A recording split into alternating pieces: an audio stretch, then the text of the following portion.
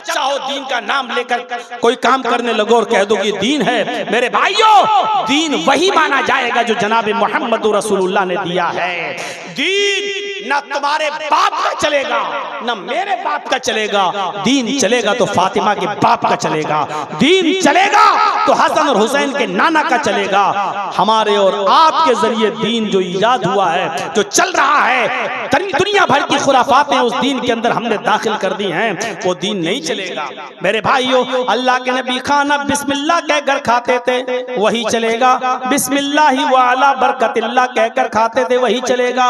अब पूरा कुरान पढ़ के खाना चाहो तो नहीं खा सकते, ये दीन नहीं है। अब उसको नाम फातिहा दे दो, कुल दे दो, कुछ और दे दो, ये सब तुम्हारी खुराफातें हैं, दीन का इससे कोई ताल्लुक नहीं है। मेरे भाइयों इन तमाम चीजों को छोड़ देना चाहिए और इन बिदअतों से हमें परहेज करना चाहिए। हमसे कहा जाता है कि हम रसूल को नहीं मानते।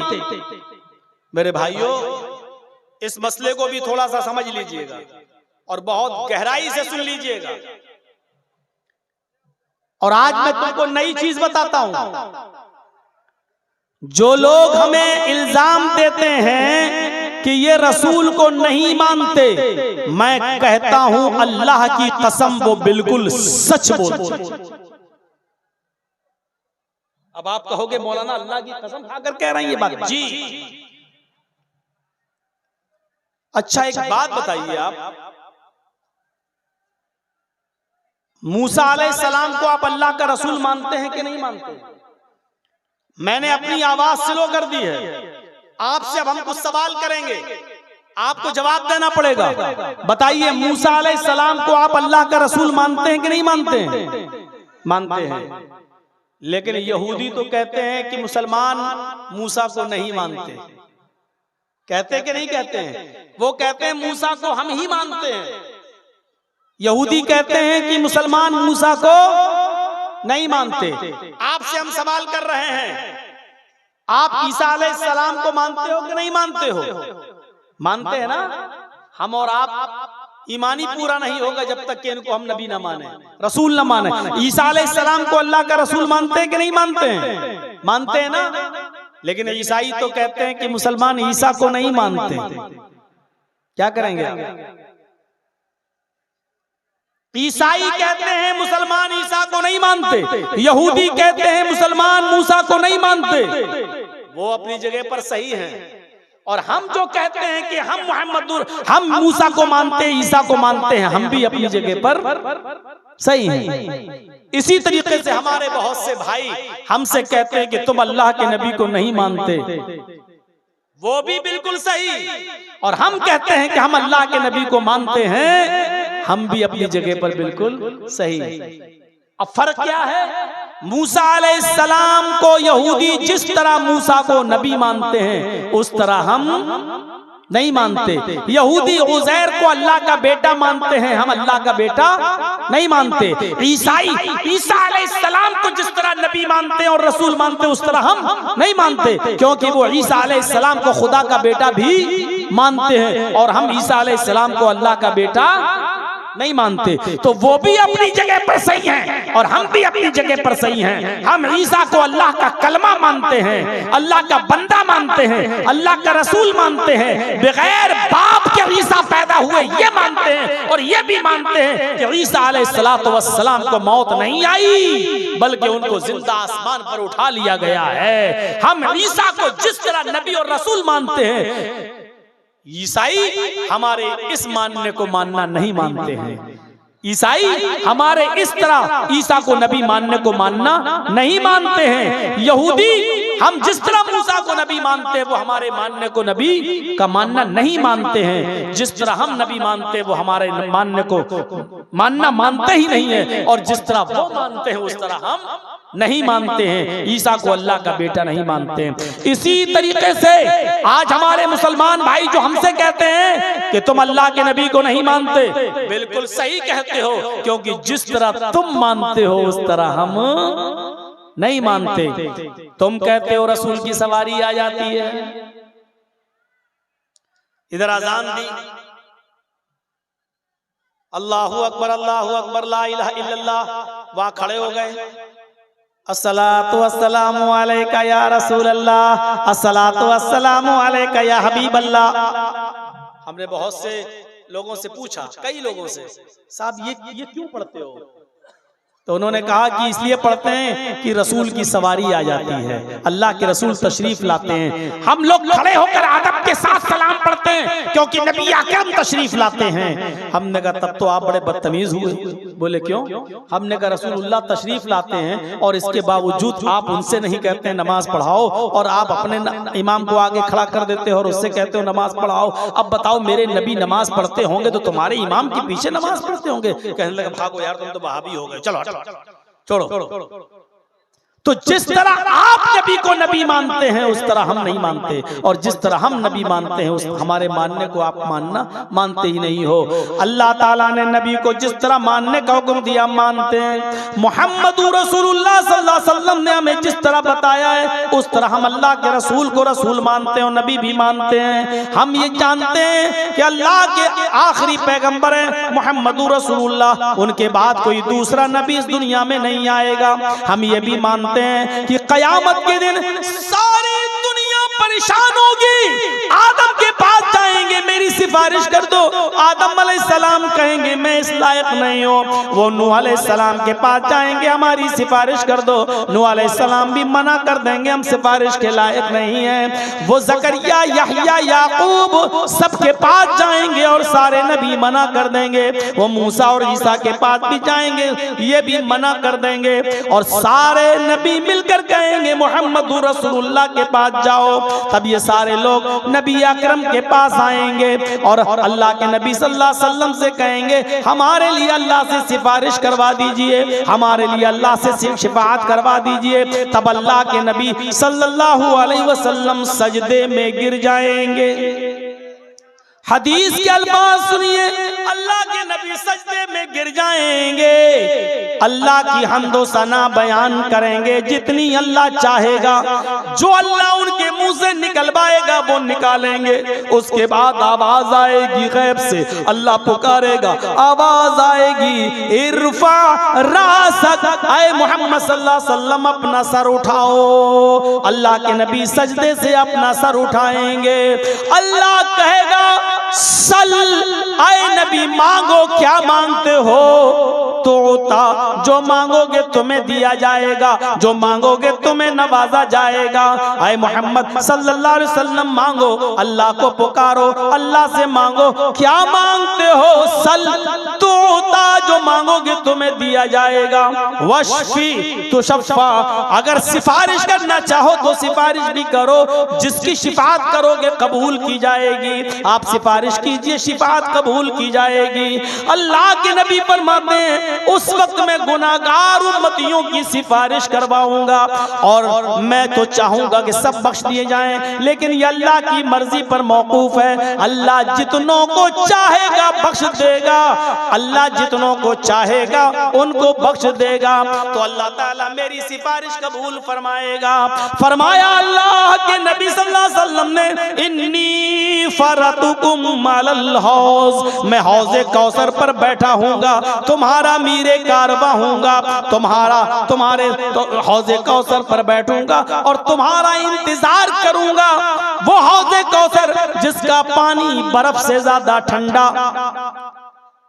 बर्फ से ज्यादा ठंडा और शहद से ज्यादा मीठा और दूध से ज्यादा सफेद होगा, वो पानी होगा हौज़े कौसर।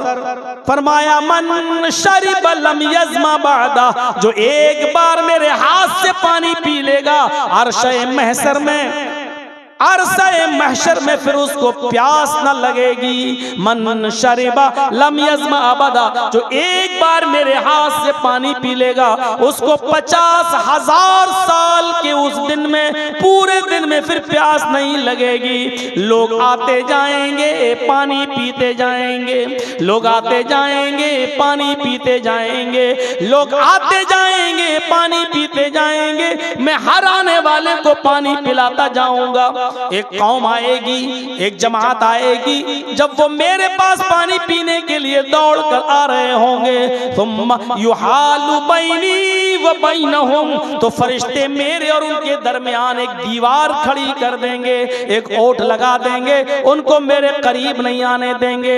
मैं उन फरिश्तों से कहूंगा आने दो, इन्नहुम उम्मती, ये तो मेरे उम्मती हैं, मैं इनको आज़ाए वुजू की चमक से पहचान रहा हूँ, मैं इनको वुजू के आज़ा की चमक से पहचान रहा हूँ, ये मेरे उम्मती हैं, इनके आज़ाए वुजू चमक रहे हैं, इनको आने दो, इनको मेरे हाथ से पानी पीने दो। फरिश्ते फिर कहेंगे आए मोहम्मद सल्लल्लाहु अलैहि वसल्लम, ये आपके हाथ से पानी नहीं पी सकते हैं, आप इनको पानी नहीं पिला सकते हैं। फरमाएंगे अल्लाह के नबी क्यों?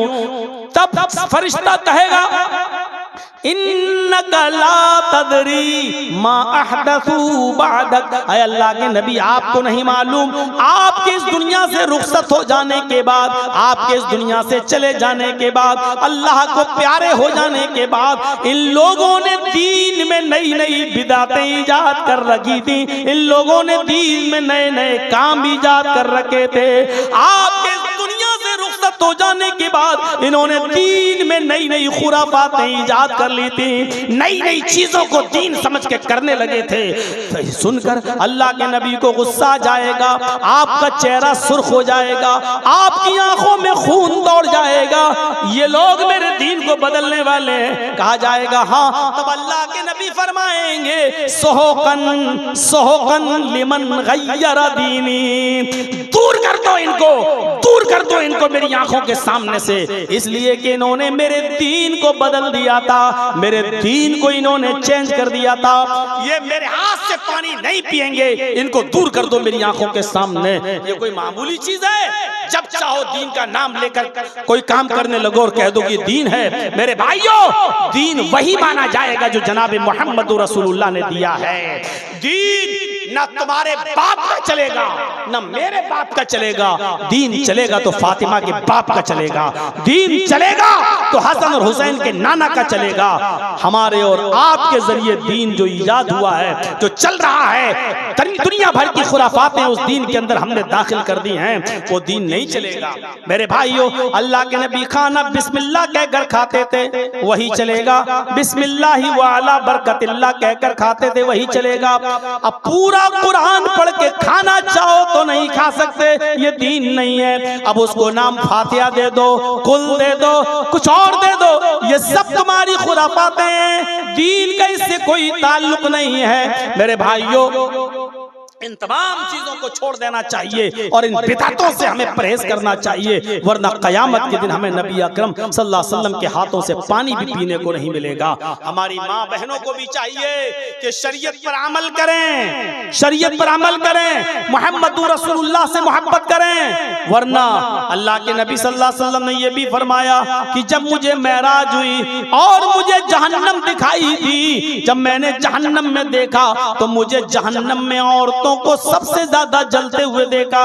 मेरी बहनों, औरतें जहन्नम में सबसे ज्यादा जलती हुई क्यों न दिखें? तू तड़ाक करने वाली औरत, शौहर की नाफरमानी करने वाली औरत, मेकअप करने वाली और मेकअप को भी बनाओ सिंगार को भी गैर मर्दों के करने वाली औरत। मेरे भाइयों, फरमाया सहाबा ने, अल्लाह के सहाबियात ने पूछा, औरतों ने पूछा, कुलना व बिमा या रसूलल्लाह, अल्लाह के नबी औरतें जहन्नम में सबसे ज्यादा क्यों जलती हुई दिखाई दी? औरतें क्यों गईं? तो फरमाया तकफुरन तुकसिरन लान व तकफुरन लाशीर, तुम लानो तान ज्यादा करती हो और अपने शौहरों की नाफरमानी, अपने पति की नाफरमानी ज्यादा करती हो।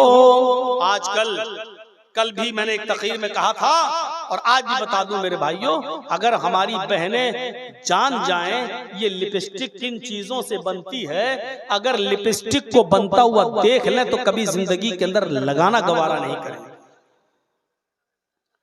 ये लिपस्टिक इतनी गंदी गंदी चीजों से मिलकर बनती है और इस लिपस्टिक की हिफाजत के लिए कि कुछ दिन तक ये खराब ना हो, इसमें अल्कोहल डाला जाता है। अल्कोहल, बगैर अल्कोहल के लिपस्टिक टिकी नहीं सकती है। और आप देख लीजिए किसी औरत की पुरानी लिपस्टिक को उठाइए, 2.5-3 साल पहले उन्होंने लिपस्टिक खरीदी हो, उस पुरानी लिपस्टिक का ढक्कन खोलकर आप उसको सूंघिए तो उसकी बदबू आप सूंघ नहीं पाएंगे। इस लिपस्टिक में तेजाब भी मिलाया जाता है, इसमें अल्कोहल भी मिलाया जाता है, और फिर मुंह पर यहां लगाते वक्त ये जम जाए, बहने ना पाए, इसलिए ऐसी चर्बी की आमेजिश इसमें की जाती है जो होंठों पर लगाते ही जम जाए, इंसानी बॉडी पर वो पिघल ना सके। साइंटिस्ट ने सब कुछ करके देख लिया, भैंस की चर्बी इंसान के जिस्म पे रखी पिघल गई, गाय की चर्बी रखी पिघल गई, घोड़े की चर्बी रखी पिघल गई, हिरन की चर्बी रखी पिघल गई, ऊंट की चर्बी रखी पिघल गई। सिर्फ एक चर्बी ऐसी है जो इंसान की बॉडी पर रखी और नहीं पिघली, और वो चर्बी है सूअर की। और वो सूअर की चर्बी लिपस्टिक में मिलाई जाती है। मैं खिंजीर नहीं बोल रहा हूं, हो सकता है बहुत से लोग ना समझें। मैं पिग भी नहीं बोल रहा हूं कि हो सकता ना समझे, मैं सूअर बोल रहा हूं डायरेक्ट। और देखो कैसे लगाती हैं, लगाती जाएंगे और देखती जाएंगे कि फैल तो नहीं रही, चाटती भी जाती हैं। इन यहूदियों ने अपनी साजिशों में कामयाब हो गए हैं, और इन्होंने हम मुसलमानों के घरों में भी लिपस्टिक पहुंचा दी। और वो हिंदू घराने जो बहुत बड़े शाकाहारी बनते हैं, मीट को देख के राम राम राम का करते हैं, कोई भी राम राम राम राम, उनकी औरतें भी सूअर की चर्बी चाट रही हैं। पहुंचा सूअर की चर्बी है जो टिकी रहे, जो जम जाए, जो पिघले नहीं। कैसे गवारा, मेरी बहनों तुम कैसे गवारा कर लेती हो वो लिपस्टिक लगाकर जिसमें सूअर की चर्बी मिली हुई हो, और फिर उन्हीं होठों से तुम कुरान की तिलावत करो, उन्हीं होठों से तुम सुभान अल्लाह और अल्हम्दुलिल्लाह पढ़ो, अल्लाहू अकबर पढ़ो। कैसे तुम्हारे ज़मीर ये गवारा कर लेते हैं? शौहरों को खुश करने के लिए, अपने पति को खुश करने के लिए भी लिपस्टिक न लगाओ, क्योंकि इसमें हराम चीज मिली हुई है। सूअर की चर्बी को अगर थोड़ी देर के लिए मान भी लोगे नहीं, तो कम से कम अल्कोहल तो मिला ही है, और अल्कोहल भी हराम है। मेरे भाइयों, जब तुम परफ्यूम अपने कपड़े पे नहीं डालते हो क्योंकि उसमें अल्कोहल होता है, जब ये मानते हो कि इसको डालकर नमाज नहीं होती है, तो मेरे भाइयों फिर अल्कोहल डली हुई लिपस्टिक लगाकर मेरी बहनों तुम नमाज कैसे पढ़ सकती हो? तो मेरी बहनों कुरान की तिलावत कैसे कर सकती हो? मुझे बताओ। और ये क्रीम और पाउडर जो चल रहा है ना आज, आयुर्वेदिक है तो चलो किसी हद तक ठीक है, यूनानी बना है तो ठीक है, लेकिन आजकल जो बिक रहे हैं, जो कॉस्मेटिक की दुकान पर ये क्रीम, ये पाउडर, जानते हो कैसे बनते हैं? इसमें जो लड़के और लड़कियां कॉलेज के पढ़ने वाले और गलत कदम उठा लिया, दोनों से कोई गलत हरकत हो गई और हमल ठहर गया, 1 हफ्ते का, 2 हफ्ते का, 4 हफ्ते का, 6 हफ्ते का जो हमल, उसको जो गिराया जाता है ऑपरेशन के जरिए, उसको जो इस्कात किया जाता है, हमल जो गिराया जाता है, उसमें इन मासूम बच्चों के लोथड़े शामिल होते हैं क्रीम और पाउडर के अंदर। आप देख लीजिएगा हॉस्पिटल में अगर आपके बच्चे को गिराया गया तो वो लेडी डॉक्टर कभी आपको वो चीज नहीं देगी, उसको नहीं, उसको पॉलीथिन में रख लिया जाता है और उसको बड़ी बड़ी फैक्ट्रियों में, जो पाउडर और क्रीम की फैक्ट्रियां हैं, उन फैक्ट्रियों के अंदर इसको पहुंचाया जाता है, इन चीजों को पहुंचाया जाता है, और इन मासूम बच्चों के लोथड़े उसमें शामिल होते हैं, तब जाकर क्रीम और पाउडर बनता है। 1885 के अंदर एक फिल्म बनी थी, 1885 के अंदर उसमें दिखाया गया बाकायदा, उसने तौबा की है, वो यहूदी था, उसने बताया कि हमारी फैक्ट्री है और इस फैक्ट्री को हम चलाते हैं, क्रीम और पाउडर कैसे बनाते हैं। बाद में वो इस्लाम लाया और इस्लाम लाने के बाद उसने तौबा भी की, और तौबा करने के बाद उसने उस फिल्म के अंदर दिखाया, उसने अपनी पुरानी एक हरकत दिखाई, उसने दिखाया कि 12 हफ्ते का 12 वीक्स 12 हफ्ते का एक बच्चा जिसमें जान डाल दी गई थी, अभी वो 12 हफ्ते का मतलब ये हुआ 3 महीने का, 3 साढ़े 3 4 महीने का बच्चा पेट में था, और किसी वजह से उसको गिराना पड़ रहा था। उस बच्चे को गिराने के लिए जब कैंची अंदर डाली जाती थी तो वो बच्चा जो पेट में था कैंची की तकलीफ से भागता था, इधर उधर होता था और उसकी हार्ट बीट, उसकी दिल की धड़कनें बढ़ जाया करती थी। यानी मासूम बच्चा भी अपनी जान को बचाने के लिए उसमें इधर से उधर अपने महदूद दायरे में भाग रहा है, लेकिन उसको बेचारे को कहां भाग सकता है। और उसके टुकड़े टुकड़े किए गए और दर्द के साथ, बड़ी बेदर्दी के साथ उसको काटा गया। दर्द के उस बच्चे को दर्द देकर, तकलीफ देकर उस बच्चे को काटा गया और उसके टुकड़े टुकड़े करके बाहर निकाला गया और उसको केमिकल डालकर एक पॉलीथीन में रखा गया। और उसके बाद में उस यहूदी ने उस बच्चे के जिस्म को अपनी फैक्ट्री में क्रीम बनाने के लिए इस्तेमाल किया है, उस बच्चे की बॉडी को। मेरे प्यारे साथियों, बाद में वो इस्लाम लाया और तौबा किया और उसने ये फिल्म दिखाई कि हमसे ये गलती हुई है। और उसने बताया कि इसमें डॉक्टरों की एक टीम काम करती है, जो औरतें क्रीम लगाती हैं, पाउडर लगाती हैं। मेरे भाइयों, मेरी बहनों, इसमें उन मासूम बच्चों की बॉडी और उनके लोथड़े शामिल इनसे बने। और हम जो है बहुत आसानी से लगा लेते हैं, मेकअप चुपड़ते हैं, थूप लेते हैं, कुछ तो उसके बिना रहती ही नहीं है। सुबह सबसे पहले उठेंगी और किसी बॉयफ्रेंड ने कह दिया अपना फोटो भेजो, तो कहती है अभी नहीं, जरा फ्रेश हो जाऊं। ट्रेनों में सफर करो, जब सुबह सुबह उठती हैं ट्रेनों में सफर करने वाली लड़कियां तो भूतनी लगती हैं, और बाथरूम से में जाएंगी और वहां से जब 10 मिनट के बाद आएंगी तब वो हेमा मालिनी की अम्मा बन के आ जाएंगी कि देखो कितनी खूबसूरत बन के आ गई हैं। अब ये सब नकली चीजें हैं, नकली चीजें। आपको मालूम है, एक शादी के अंदर बारिश हो गई, एक शादी के अंदर बंबई में एक शादी के अंदर बारिश हो गई और बारिश में लोग भाग नहीं पाए। जो औरतें मेकअप करके गई थी, मेकअप सब बह गए। यकीन मानिए उनकी औलादें अपनी अम्मा को नहीं पहचान पा रही थी कि मेरी अम्मा कहाँ है। वो कह रहा अम्मी, उसकी माँ कह रही बेटा, वो कह रहा मेरी अम्मी। वो उसको अम्मी नहीं मान रहा था, मेकअप धुल गया और जो शक्ल थी हीरोइन की वो अब भूतनी जैसी निकल आई अंदर से। मेरे भाइयों, मुकाबला हो रहा था कि मर्द ज्यादा खूबसूरत हैं या औरतें, मर्द ज्यादा खूबसूरत होती हैं औरतें। उसमें उस आदमी को अवार्ड मिला जिसने कहा मर्द। क्यों कहा? इसलिए कि मर्दों के लिए कोई क्रीम नहीं बनती है, मर्द कोई मेकअप नहीं करता है। औरतें बदसूरत होती हैं इसलिए उनको मेकअप की खूबसूरती की जरूरत होती है, मेकअप की जरूरत। उसको अवार्ड दिया है, उसको अवार्ड मिला है।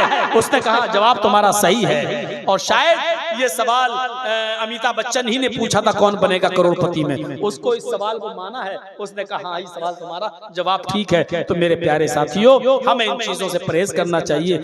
इधर उधर के केस तो लाद दिया, लेकिन आज तक किसी हिंदू पंडित को ये जुर्रत नहीं हुई कि मेरे किसी मंत्र पर केस किया कि ये मंत्र गलत है। आज तक 20 साल से मैंने वेदों को पढ़ा, मंत्रों को पढ़ा, लेकिन आज तक किसी पंडित की, किसी हिंदू भाई की ये हिम्मत नहीं हुई कि किसी ने ये केस किया हो कि मौलाना ने हमारी किताब में ऐसा ऐसा लिखा, ये पढ़ दिया गलत है, इस पर केस करो।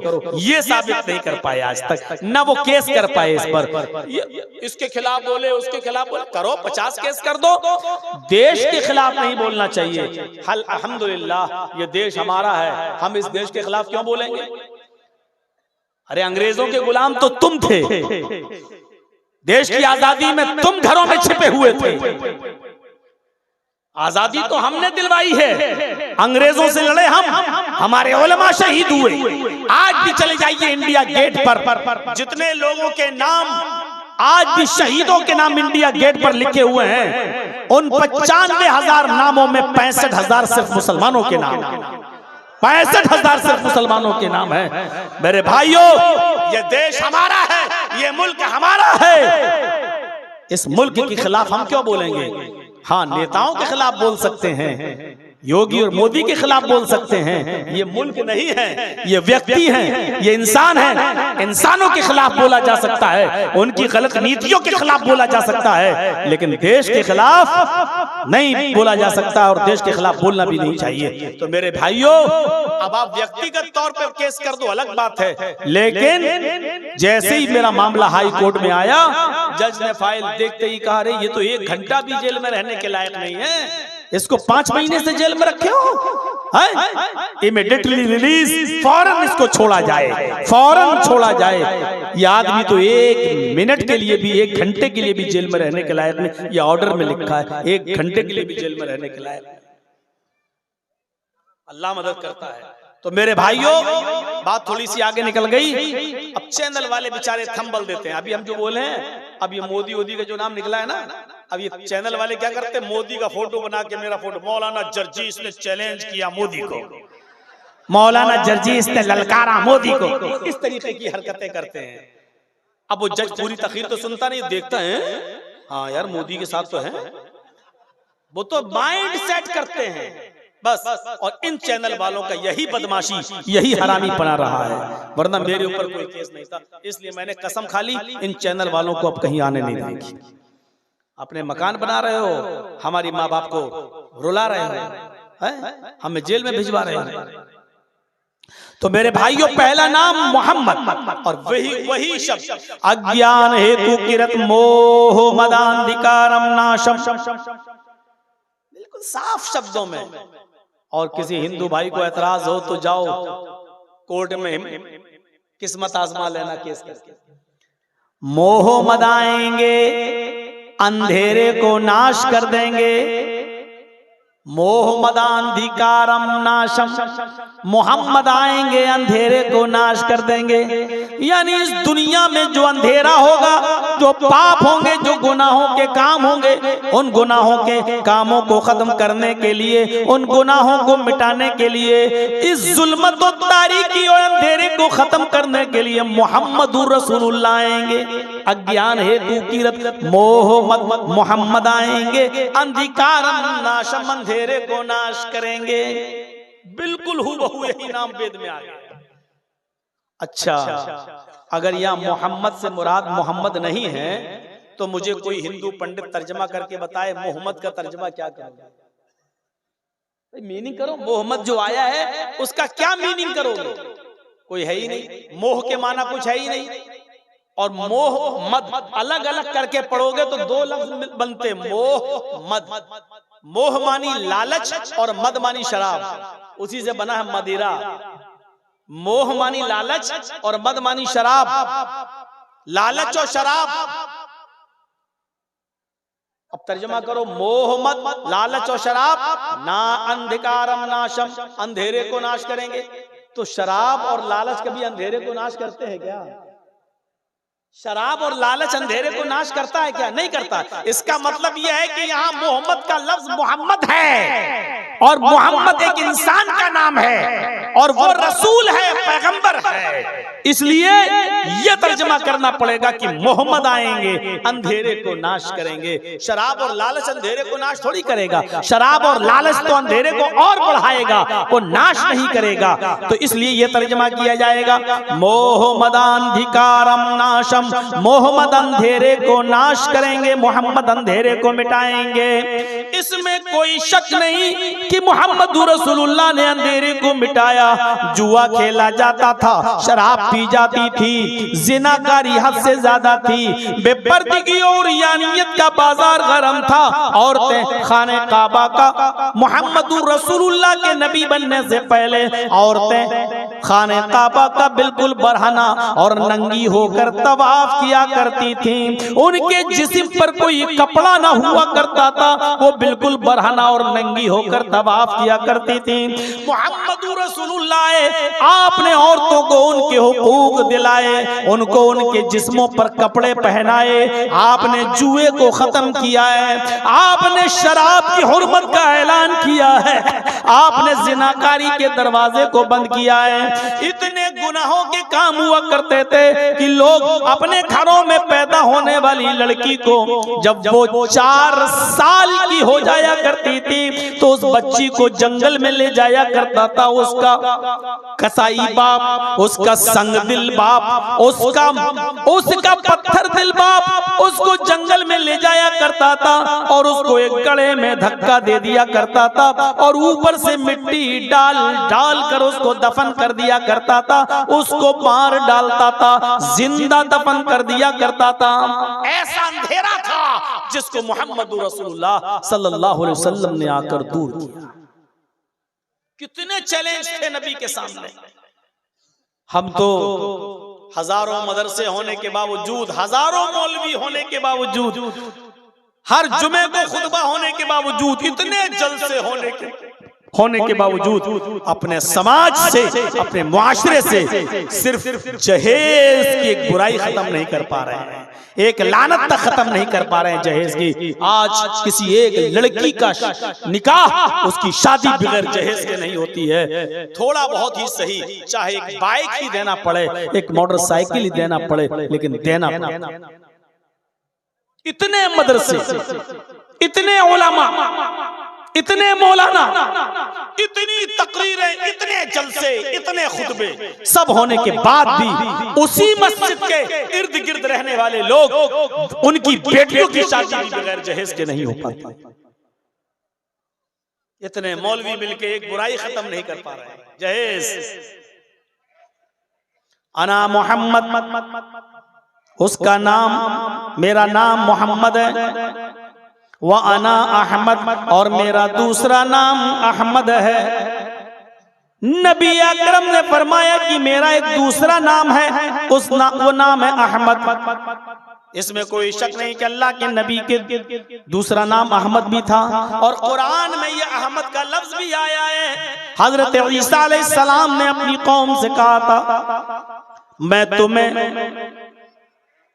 तस्दीक करता हूँ उस किताब की जो मुझसे पहले आई, तौरात, मुसद्दिक़न लिमा बैना यदैया मिनत तौरात। मैं तस्दीक करता हूँ उस किताब की जो मुझसे पहले मूसा लेके आए, यानी तौरात की, और मैं पुष्टि करता हूँ, खुशखबरी तुम्हें सुनाता हूँ, व मुबश्शिरम बिरसूलिन याती मिन बाद इस्मुहु अहमद, और मैं तुम्हें बशारत देता हूँ, खुशखबरी सुनाता हूँ एक ऐसे नबी की, एक ऐसे रसूल की जो मेरे बाद आएगा, इस्मुहु अहमद, उसका नाम अहमद होगा।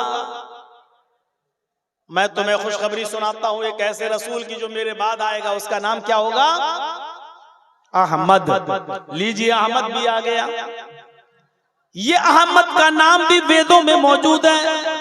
भाई बैठ जाइए, आप लोग खड़े क्यों हैं? थोड़ा सा बैठ जाइए, आसानी रहेगी पीछे वालों को देखने में।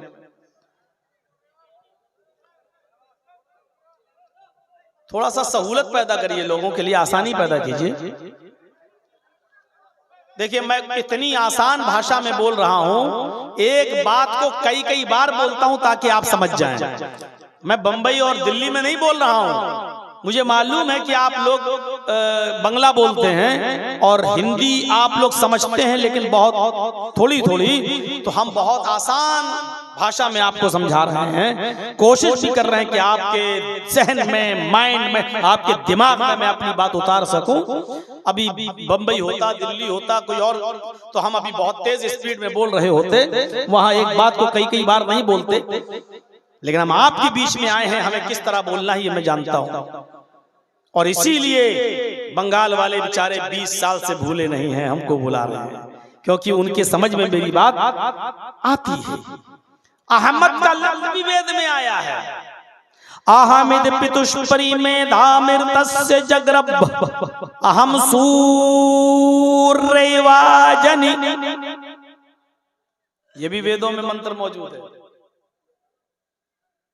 अहमद पितुष्परी में धामर तस्य जगरब, अहमद ने सबसे पहले कुर्बानी दी। मेधामिर तस्य जगरब, अहमद पितुष्परी मेधामिर तस्य जगरब।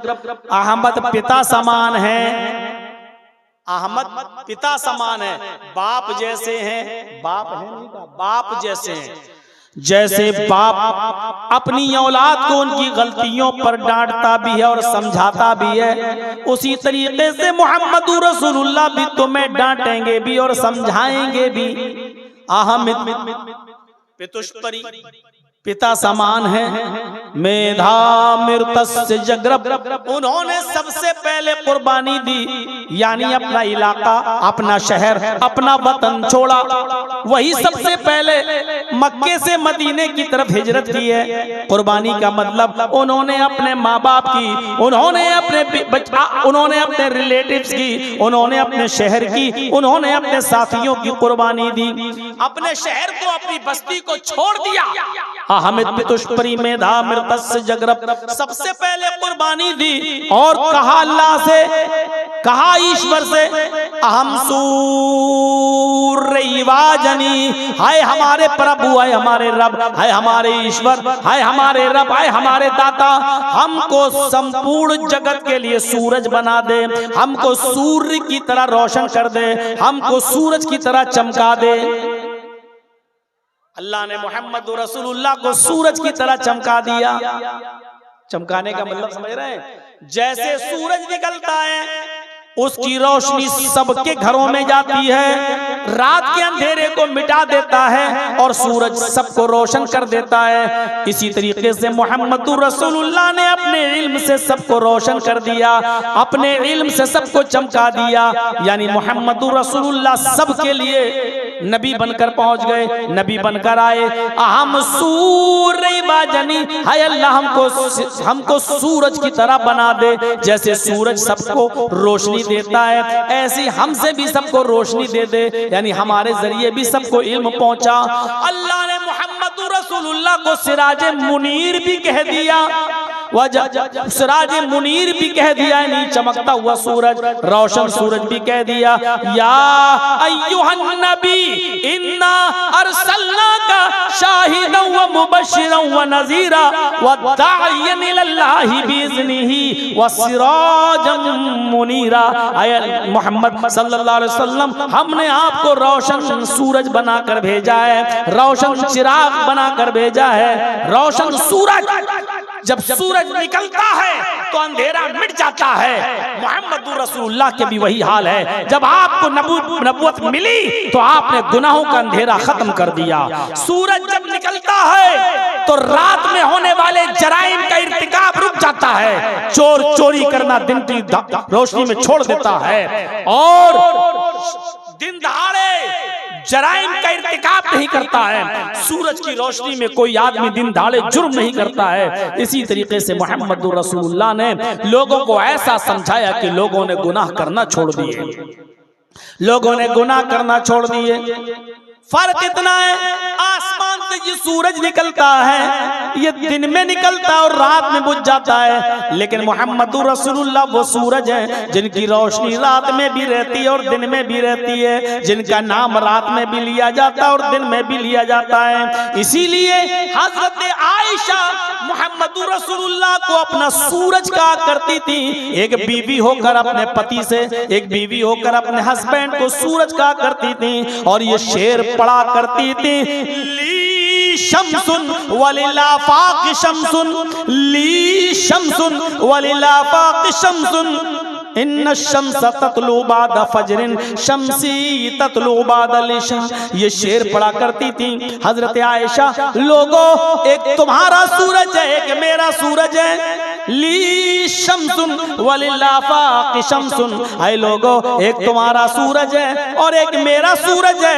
आए लोगों तुम्हारा सूरज फजर के बाद निकलता है। इन्ना शम्स ततलू बाद फजरिन, लोगों का सूरज तो फजर के बाद निकलता है, पूरब से निकलता है, पूरब से आता है। शम्सी ततलू बाद इशा, लेकिन मेरा सूरज तो ईशा के बाद मेरे बिस्तर पर आता है, मेरा सूरज तो ईशा के बाद मेरे पास तशरीफ लाता है। हजरत आयशा अपने शौहर को सूरज कहती थी, सूरज। आज कोई औरत अपने शौहर को सूरज कहेगी तो दुनिया भर की बुराई और करती हैं और व्हाट्सएप पे क्या क्या भेजती रहती हैं अपने पतियों को। देखो, तारिक जमील साहब की एक वीडियो मेरे पास आई तो मेरे घर में मेरी बीवी ने देखा। उसमें वो कह रहे हैं तारिक जमील साहब कि अल्लाह के रसूल सल्लल्लाहु अलैहि वसल्लम की 9 बीवियां थीं, इसके बावजूद आपने कभी किसी बीवी से खाना नहीं पकवाया, खाना खुद बनाते थे। कपड़ा फट जाता था तो आपने किसी बीवी से ये नहीं कहा कि कपड़ा सिल दो, आप खुद कपड़ा सिल लेते थे, जूता खुद टांक लेते थे। ये तकरीर मेरी बीवी ने भी सुनी और उसने व्हाट्सएप पे मुझे भेज दी। मतलब औरतें ये चाहती हैं कि हमारे मर्द अब खाना भी खुद पकाएं, कपड़ा खुद धुलें। और ये सबका हाल है। जब हम जैसों का हाल है तो आपका भी हाल वही होगा। आप यहाँ खुश थोड़ी बैठे हो, हमें मालूम है किसकी ऊपर कैसी गुजर रही है। और हमें तो इतना पढ़ना आता है कि हम चेहरा देख के बता देते हैं कि आदमी अपनी बीवी से कितना खुश है और कितना नाखुश है। हालात ऐसे होते हैं। जब मैं अपने पड़ोसी मुल्क में गया तो वहां एक आदमी की 3 बीवी थी, तो उसने भी मेरी एक बार दावत कर दी अपने घर पे, चलो। तो इशा की नमाज पढ़ने नहीं गया वो। तो मैंने कहा यार तुमने नमाज नहीं पढ़ी? बोला मौलाना मैं नमाज पढ़ूं या ना पढ़ूं लेकिन मैं जन्नती हूं। मैंने कहा भक भक भक। बोला मैं हर हाल में जन्नत में जाऊंगा चाहे एक वक्त की भी नमाज ना पढ़ूं। हमने कहा भाई पागल, इतना कॉन्फिडेंस, इतना यकीन तुझे? कहता कि मैं जन्नत में जाऊंगा। मैंने कहा कैसे, क्यों? बोला मैंने जहन्नम दुनिया ही में देख ली है। मैंने कहा मैं समझा नहीं। बोला मेरी 3 बीवी हैं। मैंने कहा मैं समझ गया, बस। बोला मेरी 3 बीवी हैं। मैंने कहा बस मैं समझ गया। बोला अब आप ही बताइए कि अल्लाह 2 जहन्नम किसी को दे सकता है? दुनिया में भी जहन्नम और आखिरत में भी जहन्नम? नहीं, ऐसा हो ही नहीं सकता। जब दुनिया में मैं जहन्नम भुगत रहा हूं तो अल्लाह हमें अब आखिरत में जन्नत देगा, चाहे मैं नमाज पढ़ूं ना पढ़ूं, रोजा रखूं ना रखूं। तो मेरे भाई हालात हमें पता है, मालूम है। नबी हजरत आयशा तारीफ कर रही है। एक पीर साहब थे, सुना वाक़या? उनकी बीवी उनको पीर ही नहीं मानती थी। तेरे जैसे 336 पीर रोज देखती हूँ। एक बार उसकी बीवी ने आसमान में उड़ते हुए किसी बुजुर्ग को देख लिया। आसमान पे उड़ रहे हैं और मुसल्ला बिछा के नमाज पढ़ते हुए जा रहे हैं। अभी इसका शौहर जब घर पे आया तो बीवी ने कहा एक ये पीर बने फिरते हैं। पीर तो वो था जो मैंने आज आसमान में देखा है, हवा में मुसल्ला बिछाकर नमाज पढ़ते हुए जा रहा था, उड़ रहा था। अब इसके पीर को लगा कि किसी तरह हीरो बनूं मैं अपनी बीवी की नजर में। तो कहा रे मेरी बीवी तुमने देखा है उसको? कहाँ? हवा में उड़ते हुए देखा है? हाँ देखा है। मुसल्ला बिछाए हुए था? हाँ। उस पर खड़ा भी था हवा में और नमाज पढ़ रहा था। तुमने देखा है? हाँ। अरे वो मैं ही तो था। ये बोला उसका पीर, वो मैं ही तो था। अब बीवी को लगा कमीना ये यही था, तो अब क्या करूं? तो कहने लगी हाँ मुझे लगा कि तुम ही थे। क्या मतलब? इसीलिए तिरछे तिरछे उड़ रहे थे, टेढ़े टेढ़े उड़ रहे थे, तुमसे तो सीधा उड़ा भी नहीं जा रहा था, हैं? फिर भी कमी निकाल दी। अभी तारीफ कर रही थी, जब सुना ये तो मेरा ही आदमी, तो कहने की वो तो टेढ़े टेढ़े उड़ रहे थे, तिरछे तिरछे, किबला इधर था तुम उधर उड़ रहे थे, कमी निकाल दी। उसने कहा ऊँट रे ऊँट, तेरी कौन सी कल सीधी, अभी औरत तेरी कौन सी फितरत, क्या तुझे समझूं और क्या तुझे मानूं? मैं तो सोचा था क्या मेरी ताई अब मैं हीरो बन जाऊंगा तेरी नजर में, फिर भी तूने कमी निकाल दी, फिर भी तूने कमी निकाल दी। मेरे प्यारे साथियों गौर करो, हजरत आयशा से सीखना चाहिए हमारी औरतों को, हमारी बहनों को, हमारी माओं को, हमारी कौम की बेटियों को कि वो किस तरीके से तारीफ कर रही हैं। ली शम्सुन वलिला बाकी शम्सुन शम्सी खैरुम मिन शम्सिस समाई। तुम्हारा सूरज है और एक मेरा सूरज है, मेरा सूरज तुम्हारे सूरज से बेहतर है। इन्न शम्स ततलू बाद फजरिन, तुम्हारा सूरज फजर के बाद निकलता है। शम्सी ततलू बाद इशा, और मेरा सूरज इशा के बाद मेरे बिस्तर पे आता है। ये तारीफ कर रही है हजरत आयशा रज़ी अल्लाह ताला अन्हा। तो अहमद नाम भी आया है, अहमद अहमद पितुष्परी में धामिर तस्य जगरब अहम सूरैवाजनी। अहमद पिता समान है, बाप की तरह हैं। सबसे पहले उन्होंने कुर्बानी दी और अल्लाह से ईश्वर से कहा मुझे सूरज की तरह बना दे, मुझे सूरज की तरह चमका दे, मुझे पूरी दुनिया के लिए सूर्य बना दे। यानी जैसे सूरज की रोशनी सबको पहुंचती है ऐसी मेरी रोशनी भी सबको पहुंचा दे, मेरा इल्म मेरी तालीम भी सबको पहुंचा दे, हर घर तक इस्लाम पहुंच जाए। ये अहमद नाम भी आया है। वो अनल माही, तीसरा नाम माही, यमहुल्लाहु बिल कुफ्र, माही का मतलब मिटाने वाला। अल्लाह के नबी फरमाते अल्लाह मेरे जरिए कुफ्र को मिटाएगा। यमहुल्लाहु बिल कुफ्र, अल्लाह मेरे जरिए कुफ्र को मिटाएगा, गुनाहों को मिटाने वाला, ये भी मेरा नाम है माही। ये नाम भी वेदों में आया है। तथस्तु शंभल गिरा में सोत स्वाजी जाता है, मंगलाचार्य बहुला पापिता विवज्जता। तथस्तु शंभल गिरा में सोत स्वाजी जाता है, शंभल गिराम में अंतिम ऋषि आएगा, आखिरी नबी शंभल गिराम में आएगा। शंभल गिराम ये मुरादाबाद वाला संभल मत समझ लेना। शंभल संस्कृत में शंभल के माना होते हैं शांत और ग्राम मानी गांव। तो क्या मतलब होगा? शंभल ग्राम शांति वाला गांव। अरबी में शांति वाले गांव को अगर ट्रांसलेट करोगे तो क्या करोगे? अल बलदिल अमीन। अल बलद मानी शहर और अमीन मानी अमन वाला।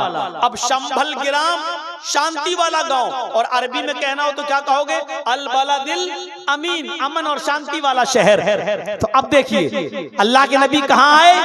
अल बलदिल अमीन में आए। कहाँ आए? मक्के में आए। तो वेदों ने क्या कहा है? आखिरी नबी मोहम्मद कहाँ आएंगे? शंभल गिराम में आएंगे, शांति वाले गांव में आएंगे, यानी अल बलदिल अमीन में मक्के में आएंगे। मोहम्मद रसूलुल्लाह कहाँ आए? मक्के में। हिंदू भाइयों बहुत सोचने की जरूरत है। तुम्हारी किताब नाम बता रही है, अब तुम्हारे यहाँ शंभल गिराम कोई ना हो तो हम क्या करें? सूरज रोशनी दे रहा है, चमगादड़ ही अंधा हो जाए ना दिखे तो इसमें सूरज का क्या कसूर है? तुम्हारी किताबें तुम्हें रोशनी दे रही हैं, उन किताबों की रोशनी में तुम्हें ना दिखाई दे तो इसमें किताबों का क्या कसूर है? शंभल गिराम में आएंगे, सोत स्वाजी जाता है, लोगों को ऊंची जगह पर खड़े होकर स्पीच देंगे, सुनाएंगे, अच्छी बातें बताएंगे। अल्लाह के रसूल सल्लल्लाहु अलैहि वसल्लम मिंबर पर खड़े होकर, ऊंची जगह पर खड़े होकर लोगों को समझाते थे। यानी मस्जिद में समझाने के लिए मिंबर बना लिया, लकड़ी के मिंबर पर खड़े हो जाते थे और आप लोगों को नसीहतें करते थे। सोत स्वाजी जाते, मंगलाचार, नेकियों की बातें बताएंगे, अच्छी अच्छी बातें बताएंगे। बहुला पापिता विवज्जता, बहुला मानी बहुत बड़े बड़े पाप ताप गुनाह, यानी कबीरा गुनाह, बड़े बड़े गुनाहों से लोगों को रोकेंगे, बड़े बड़े गुनाहों से लोगों को मना करेंगे, बड़े बड़े गुनाहों से लोगों को बाज रखेंगे। और यहाँ क्या कहा जा रहा है? यमहुल्लाहु बिल कुफ्र, गुनाहों को मिटाने वाला। यानी अल्लाह के नबी का नाम माही है, बड़े बड़े गुनाहों को मिटाने वाले, उनको खत्म करने वाले, गुनाहों के कामों से रोकने वाले। और यहाँ वेदों में क्या कहा गया है? बहुला पापिताप विवज्जता, वो बड़े बड़े गुनाहों का नाम लेकर मिटाएगा, वो बड़े बड़े गुनाहों को नाम लेकर खत्म करेगा। बड़े बड़े गुनाहों का, आपने बड़े बड़े गुनाहों का नाम लेकर खत्म किया कि नहीं किया? एक सहाबी आए, अय्यु ज़ंबि अकबरु इंदल्लाहि, या रसूल अल्लाह, ऐ अल्लाह के नबी सबसे बड़ा गुनाह क्या है बताइए, सबसे बड़ा गुनाह क्या है बताइए? अल्लाह के नबी सल्लल्लाहु अलैहि वसल्लम ने फौरन फरमाया, अंतदउ लिल्लाहि निद्दन व हुवा खलक़क, अल्लाह को छोड़कर किसी और को पुकारना, किसी और से मदद तलब करना, हाजत रवा समझते हुए और मुश्किल कुशा समझते हुए। हमने आपसे पेन मांग लिया, ये शिर्क नहीं है, क्योंकि आपको हमने हाजत रवा नहीं माना है, हमने आपको मुश्किल कुशा नहीं माना है। हमारे सामने ये आपके मौलाना साहब बैठे, मैंने कहा हजरत जरा पेन दे दीजिए, ये शिर्क नहीं है। बहुत से लोग एकदम कह देते हैं अपनी बीवी से खाना मांग लेते हैं, ये शिर्क नहीं है। अगर हमने बेटा बेटी कहीं से मांग लिया तो शिर्क हो गया है। नहीं, बीवी से खाना मांगना शिर्क नहीं है। हजरत से मैंने पेन मांग लिया, ये शिर्क नहीं है, क्योंकि हजरत को हमने मुश्किल कुशा नहीं माना है। आज हमें पेन की जरूरत पड़ गई, कल हजरत को हमसे 100 रुपए की जरूरत पड़ सकती है, कल हजरत हमसे मांग सकते हैं। ये हमारे मोहताज हैं, हम इनके मोहताज हैं जिंदगी की जरूरतों में। मुश्किल कुशा नहीं है। बीवी से हमने कह दिया खाना लाओ, हम शिर्क नहीं कर रहे हैं, इसलिए कि बीवी को मुश्किल कुशा नहीं मानते हैं, क्योंकि बीवी भी हमारी मोहताज है। वो हमें खाना नहीं दे रही है, खाना उसने तब दिया जब चावल लाकर मैंने दिया, दाल लाकर मैंने दिया, सब्जी लाकर मैंने दिया, तेल लाकर मैंने दिया, नमक लाकर मैंने दिया, गैस का सिलेंडर लाकर मैंने दिया, उसने पकाकर तैयार कर दिया और पक गया खाना तो हमको लाई।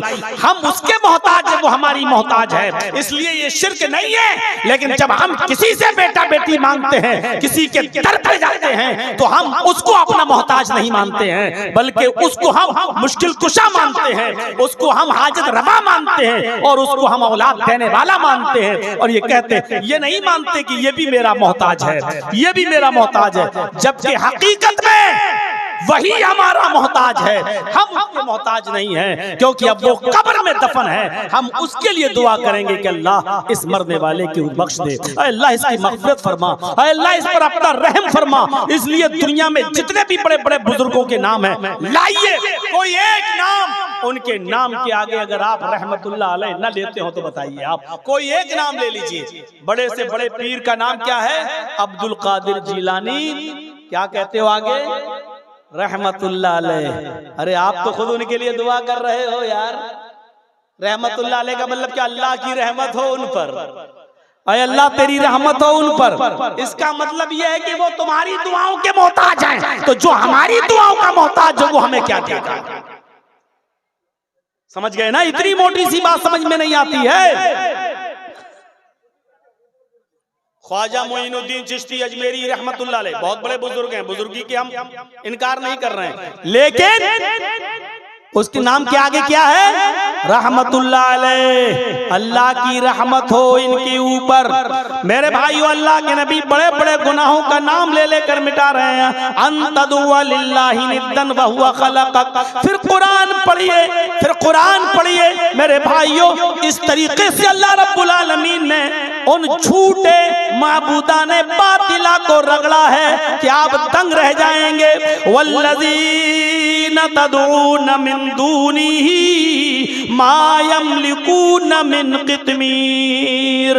अल्लाह को छोड़कर तुम जिनको पुकार रहे हो, वल्लज़ीना तदऊन मिन दूनिही, उसको छोड़कर तुम जिसको भी पुकार रहे हो, मा यमलिकून मिन क़ित्मीर, ये खजूर की गुठली के छिलके के भी मालिक नहीं है। मा यमलिकून मिन क़ित्मीर, ये खजूर की गुठली के छिलके के भी मालिक नहीं है। अल्लाह ने ऐसा रगड़ा कि खजूर का मालिक नहीं। अरे खजूर के ऊपर तो एक गूदा होता है, एक मग़ज़ होता है, वो बहुत बड़ी चीज है। फरमाया खजूर का मालिक होना तो बहुत बड़ी बात है। फरमाया वल्लज़ीना तदऊन मिन दूनिही मा यमलिकून मिन क़ित्मीर, खजूर के अंदर जो गुठली होती है ये उस गुठली के भी मालिक नहीं है। अरे गुठली भी बहुत बड़ी चीज, अल्लाह ने गुठली भी नहीं कहा है इसलिए कि गुठली को पीस कर तो भूसा बनाया जा सकता है, उसको तो जानवर के खिलाने के काम आता है, उससे भी तो फायदा हासिल किया जाता है। अरे गुठली के भी नहीं, गुठली के ऊपर हल्का सा परत होता है,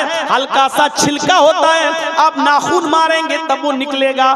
फरमाया ये उस छिलके के भी मालिक नहीं है। वल्लज़ीना तदऊन मिन दूनिही मा यमलिकून मिन क़ित्मीर, खजूर तो छोड़ो, खजूर की गुठली भी छोड़ दो, खजूर की गुठली के छिलके के भी मालिक नहीं है। ऐसी जगह पहुंचा दिया अल्लाह रब्बुल आलमीन ने, ऐसी जगह पहुंचाया।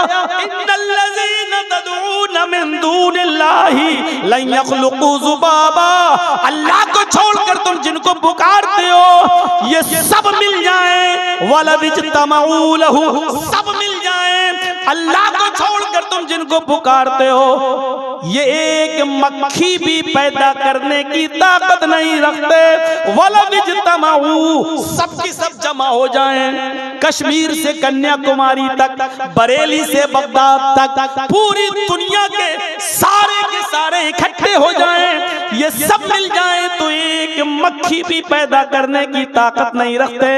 अरे मक्खी पैदा करना तो दूर, मक्खी थोड़ी सी कोई चीज इनसे लेकर चली जाए, मिठाई से कुछ थोड़ा सा रस, थोड़ा सा शीरा चूस ले, थोड़ा सा शक्कर का एक दाना, चीनी का एक दाना ले जाए, अल्लाह कहता है व इन यस्लुबहुमुज़्ज़ुबाबु शैअन ला यस्तनक़िज़ुहु मिन्हु, तो ये उस मक्खी को पकड़कर जो चीज वो छीन कर ले गई, ये उससे वो चीज वापस लेने की भी ताकत नहीं रखते, वापस भी नहीं ले सकते।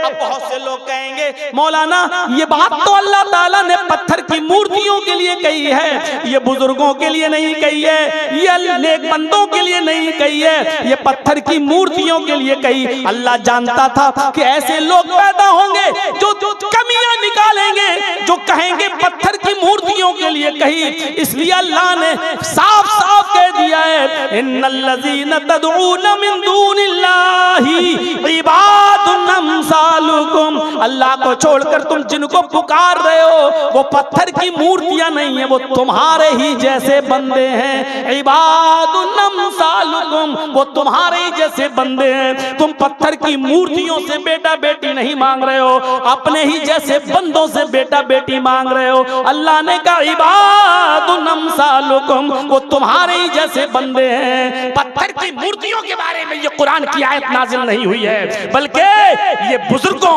बंदों ही के लिए हुई है। अल्लाह को सब कुछ मंजूर है, लेकिन शिर्क बर्दाश्त नहीं है, शिर्क मंजूर नहीं है। No compromise.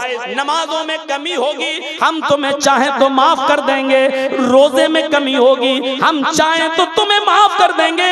हाँ, नमाज की, रोजों की, हज की, ज़कात की कमियां लेके आओगे, हम हो सकता है तुम्हें माफ कर दें, लेकिन शिर्क लेके आओगे तो हम तुम्हें माफ नहीं करेंगे। इन्नल्लाह ला यग़फ़िरु अन युश्रका बिही व यग़फ़िरु मा दूना ज़ालिका लिमन यशा, अल्लाह शिर्क को माफ नहीं करेगा और उसके अलावा जिसको चाहेगा अल्लाह माफ कर देगा, लेकिन शिर्क को अल्लाह माफ नहीं करेगा। बड़े बड़े गुनाहों का नाम लेकर अल्लाह के नबी सल्लल्लाहु अलैहि वसल्लम ने मिटाया है, इसलिए आप बहुला पापिता विबज्जिता, बड़े बड़े गुनाहों को मिटाने वाले होंगे। आपने मिटा, आप मोहम्मद भी थे, आप अहमद भी थे, आप माही भी थे। और मोहम्मद का माना क्या है जिसकी सबसे ज्यादा तारीफ की जाए? देखिए दो लफ्ज हैं, मोहम्मद और अहमद। मोहम्मद का माना जिसकी तारीफ सबसे ज्यादा की गई हो, और अहमद का माना जिसने सबसे ज्यादा तारीफ की हो। दो लफ्ज याद रखिएगा, मोहम्मद जिसकी तारीफ सबसे ज्यादा की गई हो, और अहमद के माना जिसने अल्लाह की तारीफ सबसे ज्यादा की हो। ये दोनों नाम मोहम्मद पर फिट बैठते हैं सल्लल्लाहु अलैहि वसल्लम। अल्लाह के नबी की तारीफ सबसे ज्यादा की गई। इंसानों में, मखलूकात में सबसे ज्यादा किसका नाम लिया गया? मोहम्मदुर रसूलुल्लाह सल्लल्लाहु अलैहि वसल्लम का। आप सुबह उठते हैं, आप देखिए सुबह आँख खुली, आप क्या पढ़ेंगे? अल्हम्दुलिल्लाहिल्लज़ी अहयाना बअदा मा मातना व इलैहिन नुशूर। ये सुबह उठते ही आपकी दुआ शुरू हो गई है। अब आप देखिए, अब आप सुबह उठने के बाद सबसे पहले वुजू बनाएंगे, बिस्मिल्लाह। जब बिस्मिल्लाह कहकर आप वुजू बनाएंगे तो वुजू के बाद की जो दुआ पढ़ेंगे उसमें मुहम्मदुर रसूलुल्लाह का नाम लेंगे। क्या कहेंगे? अशहदु अन्ना मुहम्मदन अब्दुहु व रसूलुहु, अल्लाह के नबी का नाम। कितना नाम लिया जाता है। पूरी दुनिया का मुसलमान वुजू के बाद की दुआ पढ़ता है, और ना पढ़ता हो तो याद कर लेना चाहिए नबी का नाम। अब अज़ान के अल्फाज अदा हो रहे हैं, अल्लाहु अकबर, अल्लाहु अकबर, अशहदु अल्ला इलाहा इल्लल्लाह। आवाज आती है, ओ मेरे बंदे तूने मेरी किबरियाई का ऐलान तो कर दिया। अल्लाहु अकबर, अल्लाहु अकबर, ओ मेरे बंदे तूने मेरी किबरियाई का ऐलान तो कर दिया। अशहदु अल्ला इलाहा इल्लल्लाह, ओ मेरे बंदे तूने मेरी वहदानियत का और मेरी तौहीद का इकरार तो कर लिया, लेकिन अभी मेरे नबी की रिसालत का इकरार नहीं हुआ है। ऐ मेरे बंदे, तेरी अज़ान उस वक्त तक मुकम्मल नहीं होगी जब तक कि तू मेरे नाम के साथ साथ मेरे हबीब का, मेरे मुस्तफा का नाम नहीं लेगा।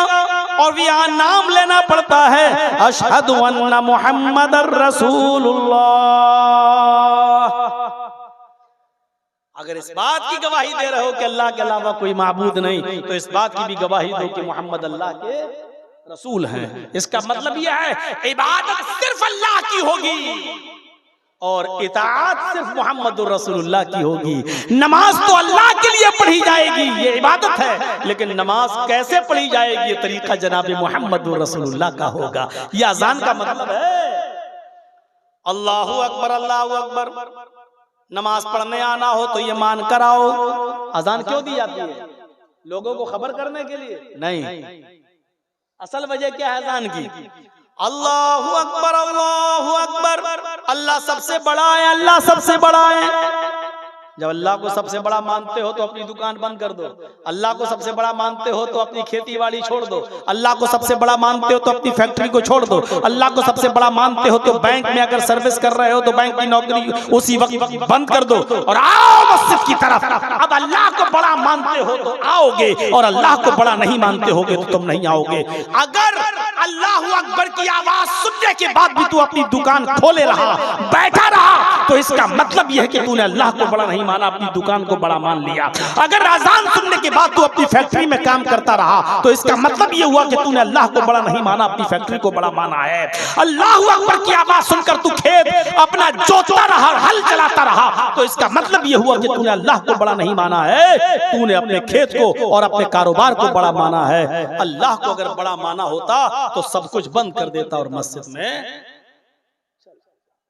ये है अल्लाहू अकबर का माना। और दो बार किस लिए?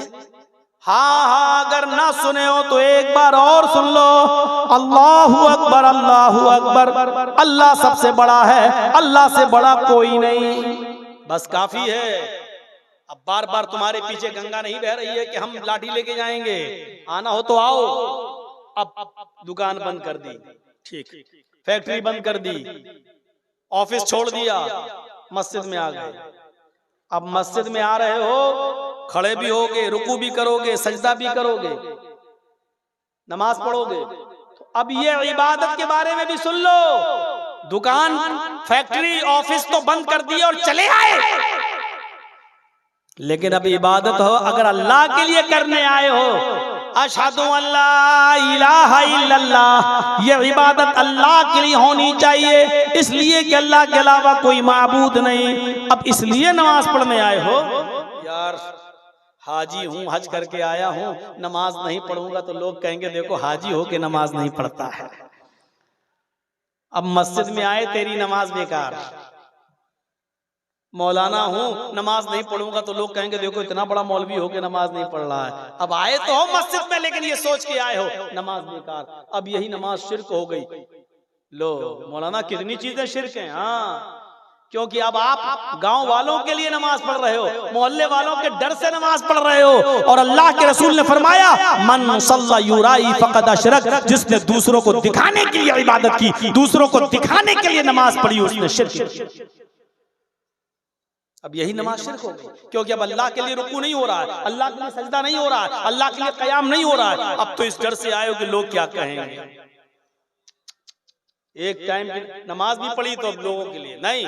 अशहदु अल्ला इलाहा इल्लल्लाह, अगर अल्लाह को माबूद मानते हो तो इबादत अल्लाह के लिए करने आओ, ठीक है।